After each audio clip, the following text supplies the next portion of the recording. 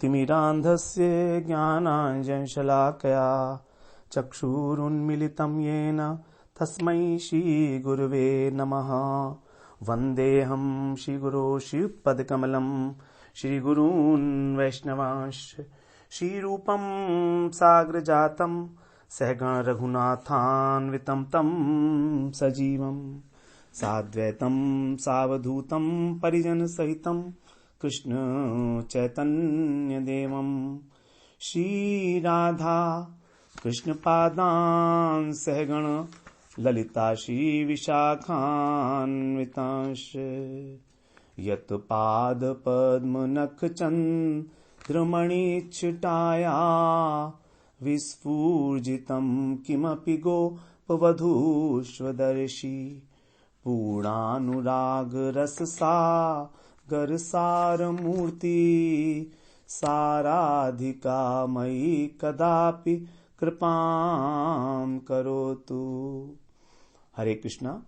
सर्वप्रथम मैं अपने गुरुपाद पद ओम विष्णुपाद अष्टोत्तर शत श्री श्रीमद् भक्ति वेदांत माधव गोसाई महाराज के चरण कमलों में अनंत कोटि दंडवत प्रणाम ज्ञापन करता हूँ। श्री नरोत्तम दास ठाकुर प्रेम भक्ति चंद्रिका के माध्यम से हमें राघवनगा भक्ति की प्रेरणा देते हुए कह रहे हैं कि भक्ति के अतिरिक्त जो भी अन्य साधन हैं, कर्म ज्ञान इत्यादि, वो सब छोड़ने होंगे, तभी हमें शुद्ध भक्ति की प्राप्ति होगी। हमारा तो आवेश इस नश्वर देह में है, तो इस नश्वर देह में आवेश होते हुए हम हरि भजन कैसे करेंगे? क्योंकि भजन तो एक आवेश का विषय है।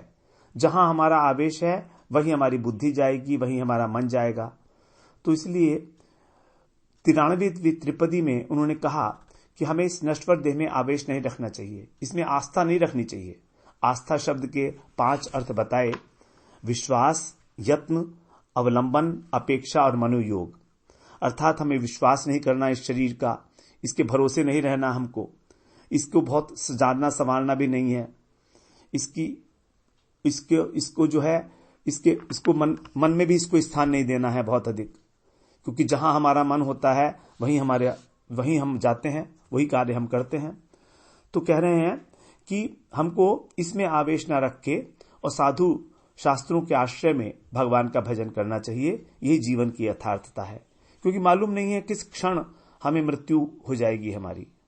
सब कुछ इस जगत में अगर निश्चित मान भी लें तो मृत्यु तो सर्वथा अनिश्चित है। किसी भी क्षण सबसे ज्यादा अनिश्चित जो है वस्तु है वो मृत्यु है, और यह भी निश्चित है कि वो होनी ही होनी है।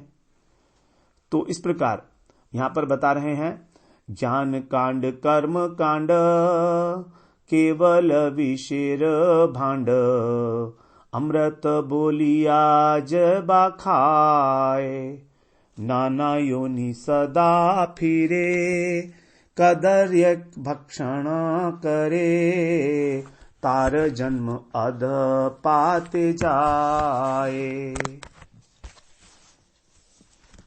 वेदों के अंदर जो ज्ञान कांड और कर्म कांड इत्यादि वर्णन किया गया है उसके विषय में बता रहे हैं कि वो जो ज्ञान कांड और कर्म कांड है वो सब विषेर भांड, विष का ही भांड है। अर्थात यदि हम उसका सेवन करते हैं तो समझना होगा कि हम केवल विष खा रहे हैं। चाहे कर्म कांड हो चाहे ज्ञान कांड हो, दोनों विष से भरे हुए पात्र हैं और हम इसको अमृत समझकर पी रहे हैं। हम सोच रहे हैं कि हम अपने जीवन को सफल कर रहे हैं। तो इन दोनों के कारण ही हमको इस ब्रह्मांड के अंदर नाना प्रकार की योनियों में भ्रमण करना होगा। नाना योनि सदा फिरे, कदर्य भक्षण करे, और वहां पर तुच्छ भोगों का भोग करना होगा। कदर्य, तार जन्म अधः पाते जाए, और इसके बाद फिर हमारा जन्म जो है वो और अधिक अधः पतन में होता चला जाएगा। अर्थात हम अंधकूप में गिरते चले जाएंगे पतन के रास्ते पर। तो यदि कर्मी ज्ञानी सोचें कि हम लोग भी तो वेदों का आचरण कर रहे हैं, वेदों के अंदर 80% कर्म कांड है, 16% ज्ञान कांड है और 4% उपासना कांड है।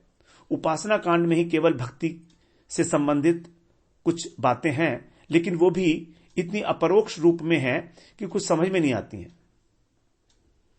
साधारण रूप से यदि हम वेद को अध्ययन करेंगे तो कुछ भी समझ नहीं आएगा हमारे को।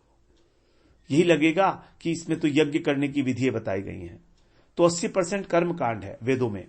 क्योंकि कारण क्या है कि वेद हमको हमारी उच्छृंखल प्रवृत्ति को, मन की किसी ना किसी प्रकार से अनुशासन में लाने के लिए हमको एक विधि के अनुसार कर्म करने का उपदेश दे रहे हैं, जिससे कम से कम हमारी वेदों में, शास्त्रों में श्रद्धा हो जाए। अब जब श्रद्धा हो जाएगी और हमको कर्म का फल मिलने लगेगा, जो हमने नियम पूर्वक किए हैं वैदिक कर्म, तो फिर हमारा कर्म इच्छा पूरी हो जाएंगी, हमारी फल मिलेगा। तो इस प्रकार फल मिलते मिलते किसी समय हमें जिज्ञासा पैदा होगी कि हम भजन करें भगवान का। हमारे को संसार से विरक्ति होने की संभावना पैदा हो जाएगी। इसलिए वेदों में कर्म कांड का इतना विस्तार से वर्णन किया गया है। तो 52वें त्रिपदी में जो है बताया कि संसार, स्वर्ग, नरक और मुक्ति, ये चारों ही जीव का सर्वनाश करने वाले हैं। संसार के भोग, स्वर्ग में जो भोग मिलते हैं, नरक तो है ही, और मुक्ति भी नरक के समान बताई गई है। तो संसार के सुख हो, चाहे स्वर्ग का सुख हो, चाहे मुक्ति सुख हो, ये सब नरक के बराबर ही हैं। इनसे हमारा अत्यंतिक कल्याण नहीं होना, सर्वनाश, ऐसी संभावना को देखकर यहां पर यदि कोई कहे कि हमको स्वर्ग सुख मिल जाएगा, मुक्ति सुख मिल जाएगा, तो हमारा जीवन धन्य हो जाएगा, उसी को कह रहे हैं कि ये दोनों ही कर्मकांड और ज्ञान कांड भी केवल विष के समान है। उपनिषद इत्यादि जो हैं वो ज्ञान कांड के अंदर आते हैं। उस उपनिषद के अंदर भी जो हैं 2 प्रकार के मीमांसाएं हैं, एक कर्म परक है और एक ज्ञान परक है। तो कर्म मीमांसा वो कर्म कांड है, और जो उत्तर मीमांसा है वो ज्ञान कांड है। कर्म मीमांसा, जो पूर्व मीमांसा कर्म कांड है। तो पूर्व मीमांसा लिखी गई है जैमिनी ऋषि के द्वारा। जैमिनी ऋषि ने वहां पर कर्म को ही सबसे ऊंचा स्थान दिया है। उन्होंने ज्ञान को भी वहां पर कह दिया कि उसकी आवश्यकता नहीं है, क्योंकि जब कर्म ही वेदों का प्रतिपाद्य विषय है, तो फिर ज्ञान के विषय में जो कुछ भी और बातें दी गई हैं वो केवल एक अर्थवाद है, अर्थात प्रशंसा करने के लिए कह दिया गया है ज्ञान की, कि सत्यम ज्ञानम अनंतम ब्रह्म। इस प्रकार से उन्होंने वेदों की केवल कर्म कांड परक ही व्याख्या करते हुए पूर्व मीमांसा का रचना किया जैमिनी ऋषि ने। उसी प्रकार से फिर उत्तर मीमांसा जो है वो ज्ञान कांड है। इसमें व्यास जी ने स्वयं, क्योंकि व्यास जी ने वेदों का विभाजन किया, तो उत्तर मीमांसा जो है वो व्यास जी के द्वारा ही लिखी गई है। तो उसमें कहा कि ज्ञान ही वेदों का प्रतिपाद्य विषय है। तो शंकराचार्य ने ज्ञान कर्म को जो है दोनों को समन्वित रूप में स्वीकार नहीं किया है। रामानुजाचार्य ने कहा है कि कर्म ज्ञान के पश्चात ही ब्रह्म ज्ञान की इच्छा उत्पन्न होती है, क्योंकि आदमी जब बड़े बड़े कर्म कर लेता है, यज्ञ इत्यादि, और उनके द्वारा जो फल मिलते हैं उनको समझता है कि ये भी नश्वर हैं, तब उसको समझ में आता है कि इतने परिश्रम से किया गया यज्ञ, उसका भी जो फल है वो नश्वर है, तो फिर कर्म करने का क्या फायदा। क्योंकि कर्म करके भी हमको जब 100 अश्वमेध यज्ञ करता है तो इंद्र का पद प्राप्त होता है। अब इंद्र का पद प्राप्त होने पर भी उसका पतन होता है। गीता में भगवान ने कहा ही है, क्षीणे पुण्य मर्त्य लोकम विशंति। पुण्य के फलस्वरूप जो स्वर्ग प्राप्ति हुई थी, जब वो पुण्य क्षीण हो गए तो फिर पुनः उसका इस मर्त्य जगत में अंदर जन्म होता है।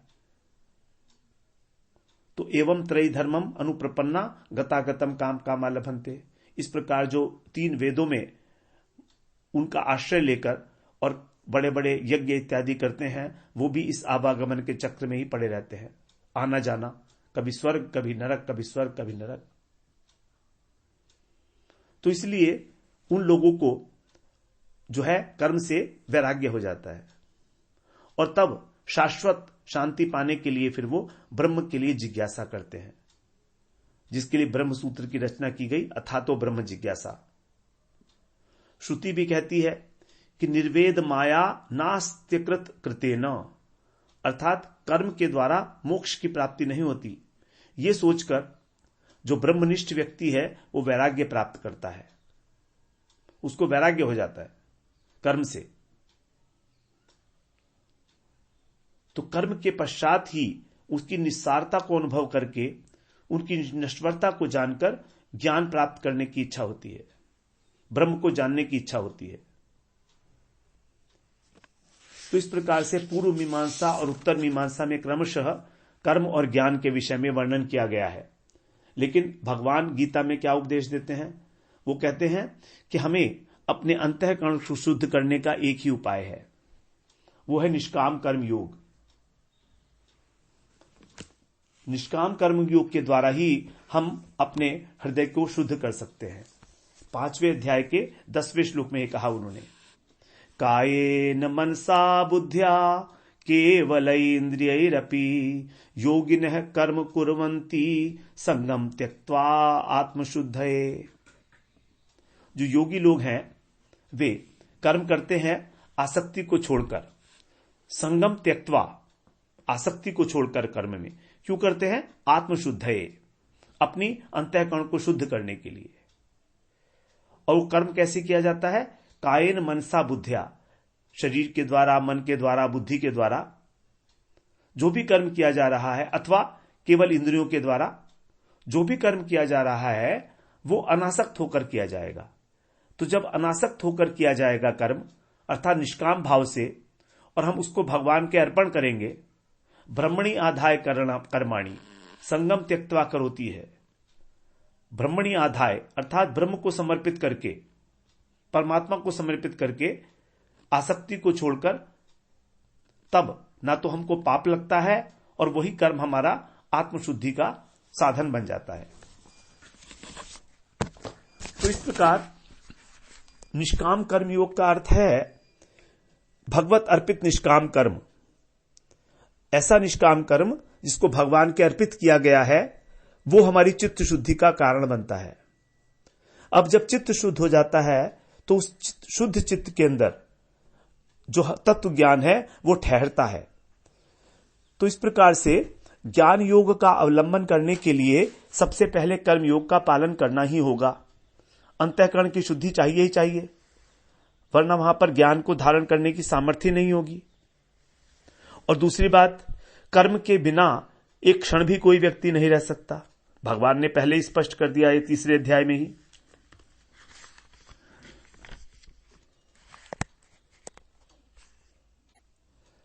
नहीं कश्चित् क्षणमपि जातु तिष्ठति अकर्मकृत कार्यते ही अवश्य कर्म सर्वः प्रकृति जय गुणई। तो कोई भी व्यक्ति किसी भी काल में क्षण मात्र भी बिना कर्म के नहीं रह सकता, क्योंकि सभी मनुष्य प्रकृति के द्वारा जो गुण है, प्रकृति के सत्व, रज और तम, इनके द्वारा परवश होकर कर्म करने के लिए बाध्य हैं। तो जो प्रकृति के 3 गुण हैं वो बरबस हमको कर्म में नियुक्त करते हैं, चाहे वो कर्म शरीर से हो, मन से हो या वाणी से हो, किसी ना किसी प्रकार कर्म जरूर होता है। अब जब कर्म ही हमसे होना ही होना है तो फिर कर्म इस प्रकार से किया जाए कि वो निष्काम कर्म हो और भगवत अर्पित हो, जिससे कि हमारी चित्त शुद्धि हो जाए। और चित्त शुद्धि होने पर ज्ञान को धारण करके फिर वो ज्ञान योग का आचरण करता है। यही वास्तव में योग है कर्मसु कौशलम। योग के अंदर यही कौशल है कर्म के अंदर, कि कर्म करते हुए ही, क्योंकि कर्म हमारे बंधन का कारण है साधारण रूप से, क्योंकि कर्म करते हुए हम लोग अनेक प्रकार के पाप और पुण्य करते हैं। तो कर्म यद्यपि बंधन का कारण है, लेकिन वही कर्म हमारे को बंधन से मुक्त कर सकता है। यही कर्म के अंदर कुशलता है और इसी को कहते हैं योग। यही है कर्म योग। जब हम कर्म करते हुए ही भगवत अर्पित करके उसको और अपने कर्म के बंधन को शिथिल कर लें, हमारा कर्म का बंधन ही हमको इस संसार चक्र में घुमा रहा है। तो इसीलिए कहा कि हमको योग है कर्मसु कौशलम।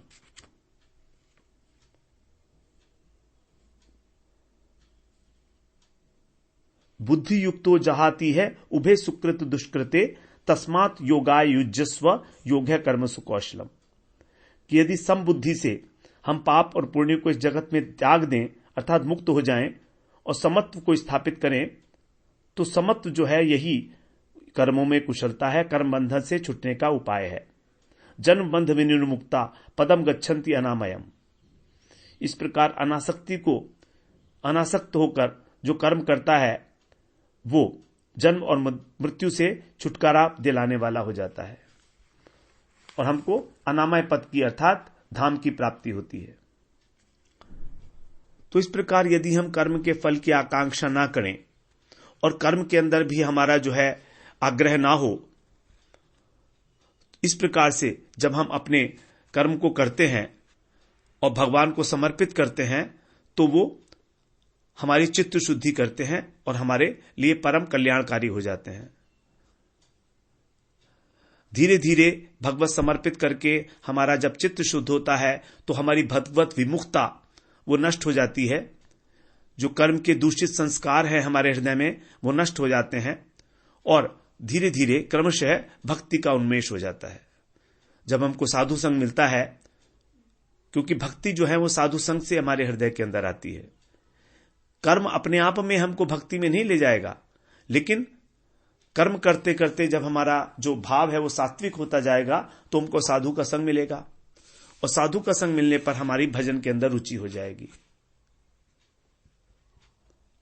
दूसरी ओर जो ज्ञानी लोग हैं वो भी, यद्यपि उनका जो उद्देश्य है वो ब्रह्म सायुज्य है, लेकिन वो भी साधना करते करते हृदय शुद्धि होने पर जब महत कृपा होती है, जब साधु की कृपा होती है, भक्त की कृपा होती है, तो वो भी भक्ति के रस का आस्वादन करते हैं। उनको भी मालूम समझ में आ जाता है कि जो ब्रह्मानंद है यदि उसको दुगना कर दिया जाए तो वो भी भक्ति रस के सिंधु के बराबर नहीं हो सकता। तो ब्रह्मानंद का नशा छोड़कर वो भी शुद्ध भक्ति में आ जाते हैं। इस प्रकार से तो भक्ति जो है वो तभी मिलती है जब हम साधु का संग करते हैं। और ऐसा देखा भी गया है कि जो ज्ञानी भक्त हैं, जो पहले ज्ञान वैराग्य इत्यादि का आश्रय लेकर निर्विशेष ब्रह्म की साधना कर रहे थे, तो उनका जब किसी कारणवश महत कृपा से सौभाग्यवश जब उनका परम भक्त से संबंध हो जाता है, संग हो जाता है, तो वो उसको छोड़कर तुरंत भक्ति में आ जाते हैं और बहुत तेजी के साथ आगे बढ़ते हैं। उसका कारण यह है कि उनका अंतःकरण बिल्कुल शुद्ध हो चुका है पहले से ही। तो उस शुद्ध अंतःकरण के अंदर भगवान के प्रति जो प्रेम है उसको जागृत होने की संभावना बहुत अधिक बढ़ती है। तो अनेक अनेक उदाहरण हैं इस प्रकार के। सुखदेव जी जैसे पहले बताया जाता निर्विशेष ब्रह्म ज्ञान में थे, सनत कुमार निर्विशेष ब्रह्म ज्ञानी थे, लेकिन जब उनका साधु संग हुआ तब तुरंत वो भक्ति में आ गए और परम भक्त हो गए भगवान के, क्योंकि ब्रह्मानंद के नशे से बहुत अधिक है भजन का नशा। तो इस प्रकार से कर्मी और ज्ञानी इन सबको ही भक्ति में प्रवेश कराने के लिए ही वेद शास्त्रों में कर्म और ज्ञान का उपदेश दिया गया है, केवल चित्त शुद्धि के लिए। लेकिन यथार्थ कल्याण जो होगा व्यक्ति का वो होगा भक्ति मार्ग से ही। इसीलिए वेदों के अंदर कर्मकांड और ज्ञान कांड की जो है विस्तृत व्याख्या है। कर्मकांड की विशेष रूप से बहुत अधिक है, क्योंकि सभी लोगों की कर्म में ही प्रवृत्ति देखी जाती है अधिकतर। तो वेदों का जो निगूढ़ तात्पर्य है वो है भक्ति, लेकिन इस बात को हर एक व्यक्ति नहीं समझता है। वो केवल उसको कर्म और ज्ञान परख ही समझने लगते हैं और जो यथार्थ उद्देश्य है उसको भूल जाते हैं। भगवान ने गीता में कहा है कि वेदों का जो तात्पर्य है, वेदों के द्वारा जो जानने योग्य वस्तु है वो मैं ही हूं। वेदैश्च सर्वे रहमेव वेद्यो वेदांत कृत एव विदेव चाहम। 15वें अध्याय का 15वां श्लोक, कि वेदों के द्वारा जो जानने योग्य वस्तु है वो मैं ही हूं।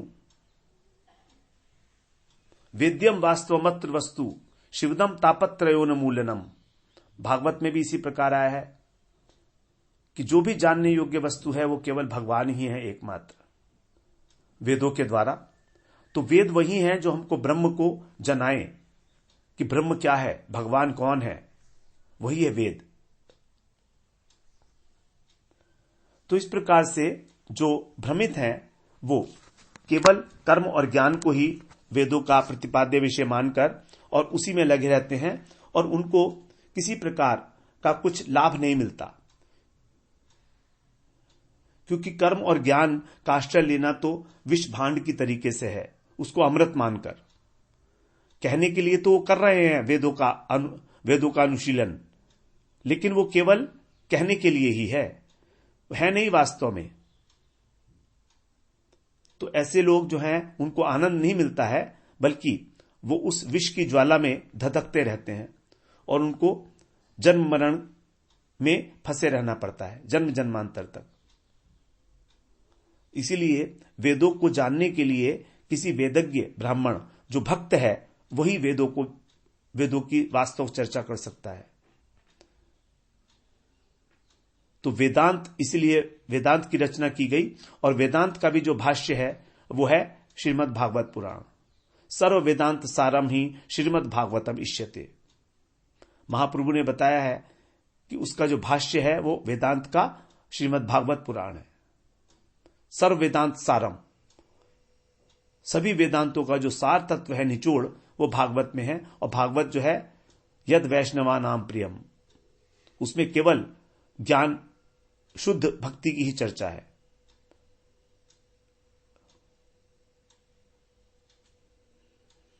तो उद्धव जी ने कृष्ण से यह प्रश्न किया है 11वें स्कंद में, भागवत में 11वें स्कंद के 14वें अध्याय में, वदन्ति कृष्ण श्रेयांसी बहूनी ब्रह्मवादिनः तेषाम विकल्प प्रधान्यन्यम उताहो एक मुख्यता भवतो उदाहृतः स्वामिन् भक्ति योगो नपेक्षितः निरस्य सर्वतः संगम येन त्वय्याविषेण वनः। हे कृष्ण, जो वेदवादी हैं, ब्रह्मवादिनः, जो ऋषि हैं, उन्होंने अनेक प्रकार से अर्थात कर्म, ज्ञान, योग और भक्ति के द्वारा जो मानव के कल्याण है उसके लिए वर्णन किया है। वदंती, वो कहते हैं, श्रेयांसी, कल्याण का साधन। कोई कहता है कर्म है, कोई तरह ज्ञान है, कोई योग, अष्टांग योग, कोई भक्ति। तो तेषाम विकल्प प्रधान्यम, उनके अंदर विकल्प के रूप में सभी प्रधान है, अथवा एक प्रधान है और दूसरा गौण है। तो उद्धव जी जानना चाह रहे हैं कि इनमें से प्रधान कौन है उन साधनों में से। तो एक तो मुख्य होगा और गौण है, जैसा भी है उनका आपस में क्या संबंध है यह हमें बताइए। आगे कहते हैं भवतो उदाहृतम स्वामिन, और आप के अंदर किस प्रकार से हमारा चित्त निविष्ट हो जाए, किस प्रकार के भक्ति योग के द्वारा आपके अंदर हमारा चित्त प्रवेश कर जाए। विशन त्वय्या आविशेन, आपके अंदर हम आवेशित हो जाएं। वो जो भक्ति का श्रेष्ठ साधन है या आपका कोई मत है वो हमें बताइए। इस विषय में निश्चित रूप से बताइए आप ये कि क्या आपका साधन है। तब भगवान कहते हैं, कालेन नष्टा प्रलये वाणीयम वेद संगीता मयादौ ब्रह्मणे प्रोक्ता धर्मो यस्याम मदात्मकः। हे उद्धव, कालेन नष्टा प्रलये, प्रलय काल में नष्ट काल क्रम से जो वेदवाणी थी वो लुप्त हो गई, नष्ट हो गई, वेद संगीता। इसीलिए माया आदौ ब्रह्मणे प्रोक्ता, मैंने इस सृष्टि के प्रारंभ में ब्रह्मा जी को उसका उपदेश दिया। धर्मो यस्याम मदात्मकः, जो मेरा भक्ति रूपी धर्म है, मुझको प्राप्त करने का जो उपाय है। लेकिन फिर भी कह रहे हैं, मनमया मोहित धीह पुरुषा पुरुषर्षभ श्रेयो वदन्ति अनेकांतम यथा कर्म यथा रुचि। कह रहे हे पुरुषर्षभ, अर्थात हे पुरुषों में श्रेष्ठ उद्धव जी, मन माया मोहित धियो, जिनकी बुद्धि मेरी माया के द्वारा मोहित हो गई है। देखिए, शास्त्र जो है वो भी एक मोहिनी विद्या है। शास्त्रों के अंदर क्या बात वास्तव में कही जा रही है, उस शास्त्रों का तात्पर्य क्या है, प्रतिपाद्य विषय क्या है, इसको जानना भी बड़ा मुश्किल है। बिना गुरु की कृपा के, बिना भगवान की कृपा के शास्त्रों को जानना भी बड़ा मुश्किल है। हम शास्त्रों के ऊपर अनेक प्रकार के तर्क वितर्क करते रहेंगे, लेकिन जान नहीं पाएंगे कि वो कहना क्या चाह रहे हैं। तो ये कह रहे हैं कि मेरी माया से जिनकी बुद्धि मोहित हो गई है, ऐसे पुरुष। शास्त्रों के अंदर अनेक प्रकार के जो सिद्धांत दिए गए हैं उसके विषय में श्रेयो वदंती अनेकांतम, कल्याण के जो अनेक प्रकार के साधन हैं वो कैसे अपनी रुचि और अपने कर्म के अनुसार, कोई कर्म को कहता है, कोई ज्ञान को कहता है, अनेक अनेक प्रकार के साधन कहा करते हैं। लेकिन वास्तविक साधन जो है मैंने बता दिया है, वो कैसा है? मदात्मक। मदात्मक साधन का मतलब भक्ति योग, भगवान का जो भगवान की अपनी, जो भगवान का अपना है।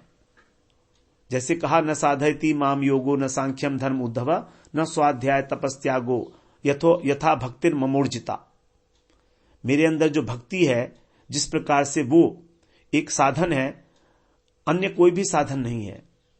न कर्म, न ज्ञान, न स्वाध्याय, न तप, न व्रत, न कुछ भी नहीं है। तो माया विमोहित लोग जो हैं वही कर्म और ज्ञान को विषय भांड, जो विष भांड है, उसको अमृत समझकर सेवन करते हैं। और इसीलिए कह रहे हैं, नाना योनि सदा फिरे कदर्य भक्षण करे। संसार के अंदर वो भ्रमण करते रहते हैं।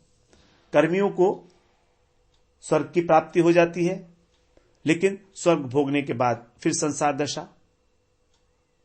क्षीणे पुण्य मर्त्य लोकम विशंति गतागतम काम कामा लभंते। फायदा क्या हुआ? स्वर्ग गए थे, फिर वहीं पर आ गए, फिर वहीं पर आ गए जहां से गए थे। तो फल क्या मिला? कुछ भी फल नहीं मिला।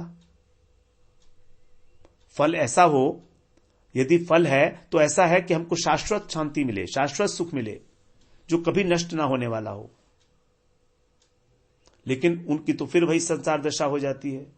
अनेक प्रकार की योनियों में भ्रमण करते रहते हैं, शूकर कुकर योनियों में विष्ठा भक्षण करते हैं।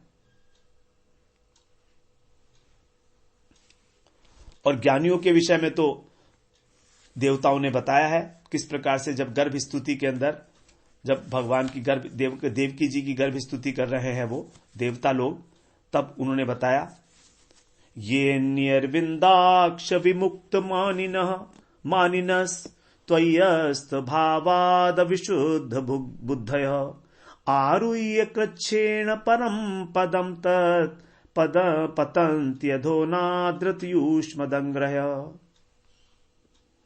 ये अन्य, हे अरविंदाक्ष अर्थात हे भगवन, हे कमल नयन, ये अन्य अर्थात जो भक्तों के अतिरिक्त अन्य है। अन्य कौन? ये ज्ञानी लोगों के लिए कह रहे हैं। विमुक्त मानिन है, अपने को मुक्त मानते हैं, जीवन मुक्त मानते हैं कि हमने जीवन मुक्त स्थिति प्राप्त कर ली है, ज्ञान वैराग्य इत्यादि का आश्रय लेकर। त्वयि अस्त भावात अविशुद्ध बद्ध है, और उनकी जो बुद्धि है अत्यंत अशुद्ध है, इसीलिए आपके प्रति उनका कोई भाव ही नहीं है, आपके प्रति उनकी आदर बुद्धि ही नहीं है। अस्त भावात, आपको तो वो जो है स्वीकार ही नहीं करते, ऐसे ज्ञानी, और अपने को मानते हैं हम जीवन मुक्त हो गए हैं। वे आरुह्य कृच्छेण परम पदम तत्, चाहे वो बहुत मुश्किल से, बड़ी कठिनाई के साथ उस पद को प्राप्त कर भी लें अगर, तो पतंती अधो अनाद्रत यूष्मधर, उनका पतन निश्चित है। पतंती, नीचे गिर जाते हैं वो। अधो क्यों गिर जाते हैं? अनाद्रत यूष्मदंग्रह, क्योंकि आपके चरण कमलों के प्रति उनका आदर बुद्धि नहीं है। तो जब आदर बुद्धि आपके चरण कमलों के प्रति नहीं है उनकी, तो उनका भी पतन होते देखा गया है। बड़े बड़े ज्ञानी, केवल ज्ञानी जो भगवान को मानते ही नहीं, भगवान के अस्तित्व को नित्य नहीं मानते, भक्ति को नित्य नहीं मानते, वे अगर किसी स्थिति पर पहुंच भी जाएं तो भी उनका पतन हो जाता है। तो फिर ऐसे ज्ञानी जो अपने को ही विमुक्त मानिन है, अपने को मान रहे हैं कि हम ज्ञानी हो गए हैं, जीवन मुक्त हो गए हैं, तो कुछ भी समझते रहें, उनकी मुक्ति तो होनी नहीं है। तो केवल ज्ञान मुक्ति दिते नारे भक्ति विने, केवल ज्ञान से मुक्ति भी नहीं मिलती है बिना भक्ति के। बिना भक्ति का पुट हुए, बिना भक्ति के केवल ज्ञान और केवल कर्म से कुछ भी प्राप्त नहीं होने वाला है। तो ज्ञान कांड वही है जिसमें केवल ज्ञान ही ज्ञान है, भक्ति नहीं है। भगवान के प्रति आदर भाव नहीं है, भगवान के विग्रह को सच्चिदानंद विग्रह नहीं मानते। उसी प्रकार से केवल कर्म भी अपना फल नहीं दे सकता, यहां तक कि स्वर्ग की प्राप्ति भी नहीं हो सकती। इसी को कहा जाता है कर्म कांड और ज्ञान कांड। इसीलिए उन लोगों की मुक्ति नहीं होती है, इनको भी फिर वही संसार दशा प्राप्त होती है। इस प्रकार के जो अपने आप से अपने अभिमान करने वाले हैं, मुक्ति अभिमानी जीव, विमुक्त मानिनः, अशुद्ध बुद्धि, और इनको अधम योनि में जाकर कदर्य भक्षण करना पड़ता है। कदर्य का मतलब है जो भक्षण नहीं करना चाहिए, विष्ठा इत्यादि। तो शूकर कुकर योनि में जाकर उनको गंदा खाना पड़ता है, कदर्य भक्षण करे, अधर योनि में जाकर। इस प्रकार से तो जो देव दुर्लभ मनुष्य शरीर है वो केवल हरि भजन के लिए है, और यही देव दुर्लभ मनुष्य शरीर जो हरि भजन के लिए है, वो केवल ज्ञान और केवल कर्म करके अपने इस जीवन को नष्ट कर लेते हैं और अधो योनि को प्राप्त करते हैं। ये बड़ी विडंबना है उनके साथ, कितना ही समझाओ उनको, लेकिन उनकी निष्ठा जो है केवल कर्म में लगी रहेगी और ज्ञान में लगी रहेगी। भगवान का भजन करने में निष्ठा ही नहीं आएगी। उनको कहा गया है कि ज्ञान कांड और कर्म कांड, केवल ज्ञान और केवल ज्ञान और केवल कर्म वाले लोग हैं। ये गुणीभूता होते हैं, प्रधानीभूता होते हैं, वो नहीं है ये। गुणीभूता भक्त जो होते हैं उनके अंदर भक्ति होती है लेकिन कम होती है, कर्म की प्रधानता है। उसी प्रकार से ज्ञान होता है अधिक लेकिन भक्ति होती है कम। जैसे कि दूध मिश्रित जल, जल ही जल है, दूध मिश्रित है। तो गुणीभूता भक्ति वालों को भी कुछ ना कुछ मिलता है जरूर, उनका पतन नहीं होता, क्योंकि वहां भक्ति है, उनको फल मिल जाता है। और प्रधानीभूता की तो बात ही अलग है, वहां तो भक्ति की प्रधानता है, कर्म और ज्ञान तो थोड़े थोड़े से होते हैं। तो जो शुद्ध भक्त नहीं भी हैं उनका भी पतन नहीं होता, लेकिन जो केवल ज्ञानी है और केवल कर्मी है उनका पतन होते देखा गया है। तो इसी को कहा गया है ज्ञान कांड और कर्म कांड। इसीलिए हमें जानना पड़ेगा कि केवल ज्ञान गुणीभूता भक्ति वाले, जो ज्ञान प्रधान गुणीभूता भक्त हैं, और तीसरे नंबर के हैं जो ज्ञान मिश्रा प्रधानीभूता भक्त हैं। ये उत्तरोत्तर श्रेष्ठ होते चले जाते हैं। और इसके बाद तो फिर शुद्ध भक्त हैं ही, शुद्ध भक्त तो शुद्ध भक्ति ही है। तो यहां पर जो ठाकुर महाशय का कहना है कि हमें जो रागानुग भजन में प्रवृत्त होने के इच्छुक हैं उनको इनमें नहीं फंसना, कर्म कांड और ज्ञान कांड में। ये बहुत निकृष्ट वस्तु है, ये तो अधो गति में ले जाने के साधन है, और कहां हम जो है रागानुग भक्ति की बात कर रहे हैं। तो इसलिए सावधान करते हुए कह रहे हैं कि जीवन की यथार्थता केवल कर्म और केवल ज्ञान में नहीं है। एक प्रकार से सबको उपदेश देते हुए कि हमें भगवान का ही भजन करना चाहिए साधु के आश्रय में, वही इस जीवन की सार्थकता है।